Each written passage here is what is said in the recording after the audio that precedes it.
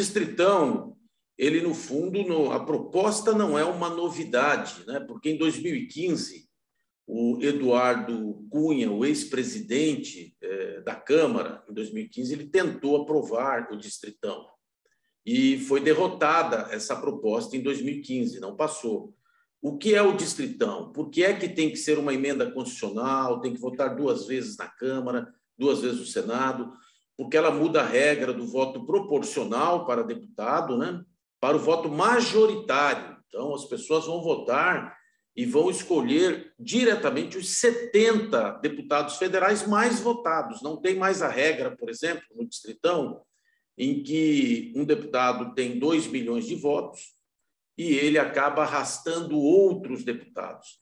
Por outro lado, o Distritão também enfraquece muito a atuação coletiva do parlamentar em partidos, em temas, em teses, porque o deputado vai ser eleito por si só. Como você pega os 70 mais votados, né, e não mais, o partido perde muita importância, as propostas coletivas de partido, posicionamentos, inclusive, de partidos perdem importância, o Distritão, ele elege simplesmente os mais votados do Estado, os 70. Então, pode lá alguém ter 2 milhões de votos, só vai valer aqueles 2 milhões para ele, não valerá para somar votos para mais ninguém. Bom, como está essa situação? Em função de um desejo cada vez mais individual e personalista da atuação parlamentar, essa proposta ela vem se fortalecendo dentro do parlamento. Porque nós temos que não só melhorar as regras da escolha do parlamentar, como nós temos que melhorar também o exercício do mandato dele. Nós não devemos nos preocupar só como escolhe o parlamentar. Nós temos que nos preocupar também qual será a consequência depois no exercício do mandato dele. E o exercício tem que ser coletivo. Tem que ter afinidades do ponto de vista ideológico, programáticos, e isso vai se perdendo no Distritão. O fato é que ganhou força. Por quê? Porque o individualismo está prevalecendo na política brasileira, isso é muito ruim, e eles estão insistindo agora novamente de levar isso para o plenário. Deve acontecer isso. Isso deve acontecer. Se vai passar ou não, eu não consigo afirmar, porque em 2015 não passou, e eu acredito, eu votarei contra, né? Eu acredito no fortalecimento de partidos como instituições políticas relevantes, ainda que a fragilidade exista hoje, há necessidade de se esforçar para isso, para que haja atuação coletiva e não individual, mas o fato é que isso vem crescendo e tem possibilidades. Eu diria que hoje tem 50% de chance de passar e 50% de chance, ou seja, nós vamos ficar aqui na mesma dúvida, de não passar.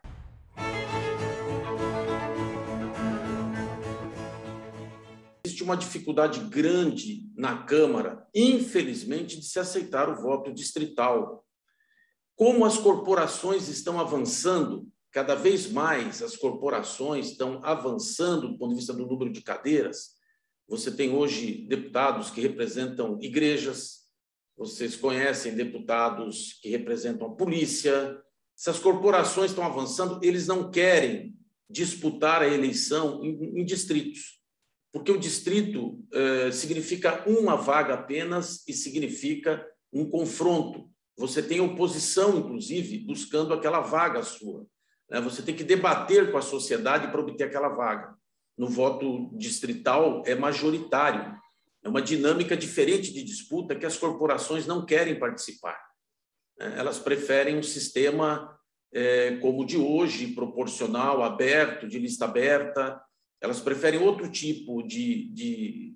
Então, eu acredito que seja um processo, infelizmente, cada vez mais difícil.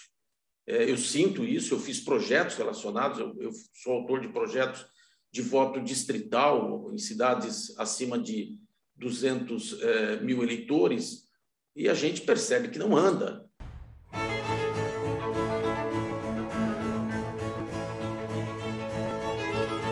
A nossa proposta, ela propõe uma mudança no sistema de governo, mas ela não mexe em nenhuma regra eleitoral. Nada, nada, nada do ponto de vista eleitoral. Os deputados continuam sendo eleitos como são hoje. Se mudar as regras, não altera nada o sistema. O presidente da República continua sendo eleito, podendo ser reeleito. Não há qualquer problema. O sistema nosso hoje, o presidencialismo hoje nosso, ele dá ao presidente muita força e muita força também administrativa, né? Forças do ponto de vista formal. O presidente hoje é responsável até por indicações de segundo escalão e pelos atos também de segundo escalão em um país desse tamanho, com um governo também de muitos ministérios, de muitas áreas de atribuição. Então, você tem isso. Quando você junta isso com o multipartidarismo que nós temos, né? Você junta todas essas questões de disfuncionalidade que você tem, inclusive você tem um sistema hoje sem transparência, porque não tem responsabilidade nenhuma. O Congresso ele tem força. O presidente hoje, porque a Constituição nossa deu muita força ao parlamento, o Congresso tem força, hoje tudo praticamente tem que passar pelo Congresso, as reformas, os projetos de lei, o presidente depende de aprovação do Congresso, e ao mesmo tempo o Congresso ele não tem responsabilidade pelas ações do governo. Ele não é corresponsável, a própria sociedade não considera o Congresso como responsável por um plano de governo, por a execução de um plano de governo, né? Então, o presidente ele está sempre muito desconexo e ele constitui minorias para governar. No nosso presidencialismo, que é de coalizão, que você teria que ter uma maioria, ele tenta construir através de minoria que a gente, inclusive, não identifica. Ele não necessariamente tem que ter uma maioria para executar um plano de governo. Ele vai com uma minoria e buscando maioria, sempre projeto a projeto, deputado a deputado, né? Projeto a projeto, reforma a reforma. Não existe uma coalizão clara de partidos, porque não consegue criar esse vínculo dessa responsabilidade. E isso tem feito com que o nosso sistema mostre muitas crises. Dos últimos presidentes eleitos, né, na redemocratização para cá, dos 5, 2 sofreram impeachment, Collor e a Dilma, um de direita e um de esquerda, sofreram impeachment. Todos tiveram dezenas de pedidos de impeachment.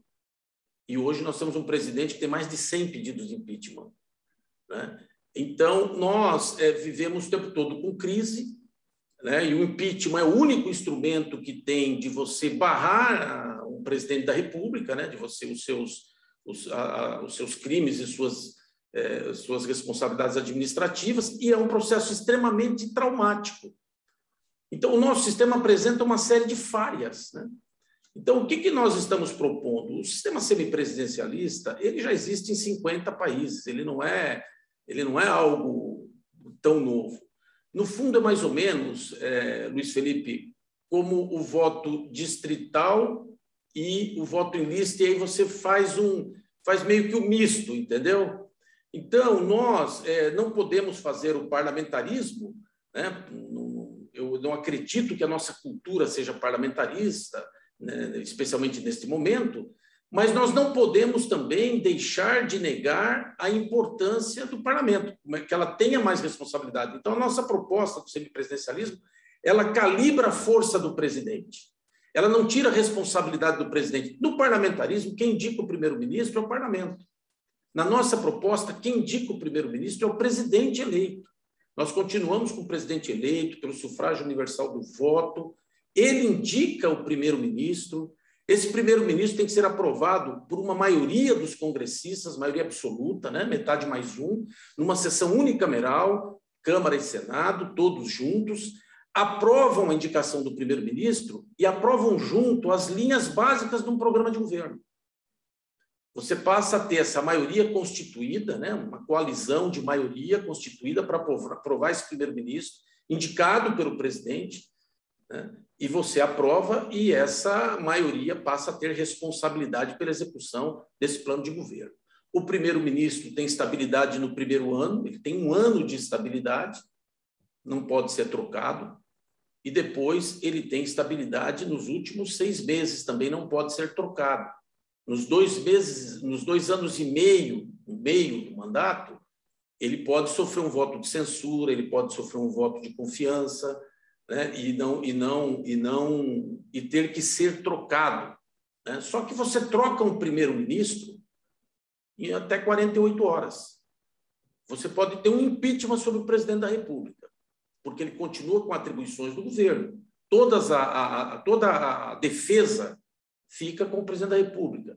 Toda a área das relações exteriores fica com o presidente da República. Ele continua podendo enviar projeto de lei, desde que sejam projetos de leis também com as mesmas prerrogativas e iniciativas de deputados, mas ele pode vetar todos os projetos.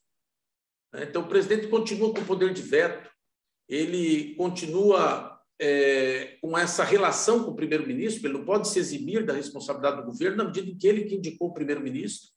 Né?